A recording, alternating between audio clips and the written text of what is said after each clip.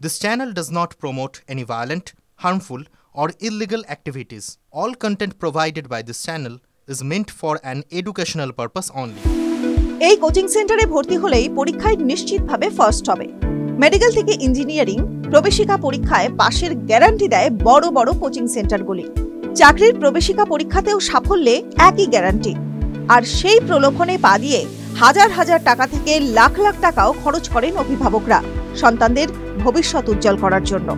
এবার কোচিং সেন্টারগুলির বিভ্রান্তিকর বিজ্ঞাপন বন্ধ করতে কড়া পদক্ষেপ করল সরকার। এবার থেকে কোচিং সেন্টারগুলি তাদের বিজ্ঞাপনে পরীক্ষায় পাশ করার বা চাকরি পাওয়ার 100% গ্যারান্টি দেওয়া যাবে না। বিজ্ঞাপনে ব্যবহার করা যাবে না টপারদের ছবিও। সেন্ট্রাল কনজিউমার প্রোটেকশন অথরিটি বা ক্রেতা সুরক্ষা দপ্তরের তরফে এই নতুন নির্দেশিকা জারি করা হয়েছে। সম্প্রতি ক্রেতা সুরক্ষা হেল্পলাইনে এই সমস্ত কোচিং সেন্টার এবং ইনস্টিটিউটগুলির বিরুদ্ধে ভুরি ভুরি অভিযোগ আসে।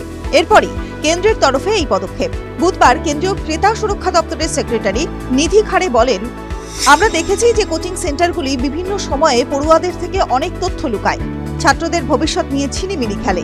তাই আমরা গাইডলাইন এনেছি যাতে গোটা প্রক্রিয়ায় স্বচ্ছতা আসে। গাইডলাইন জারি করার পরেই কর্তৃপক্ষের তরফে 54টি কোচিং সেন্টারকে নোটিশ পাঠানো হয়েছে এবং 54.60 লক্ষ টাকা জরিমানা করা হয়েছে বলেই খবর। কোচিং সেন্টারের জন্য গাইডলাইনে কি বলা হয়েছে?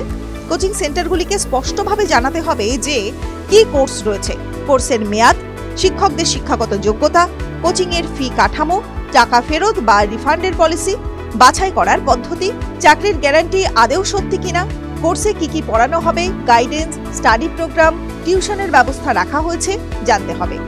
কোচিং সেন্টারগুলিকে সফল পরীক্ষার্থীদের নাম, ছবি ব্যবহার করা যাবে না। তাদের লিখিত সম্মতি থাকলে তবেই ছবি ব্যবহার করা যাবে। বিজ্ঞাপনে সতর্কতার বার্তাও দিতে হবে বাধ্যতামূলকভাবে। টিভি9 বাংলা ডিজিটাল।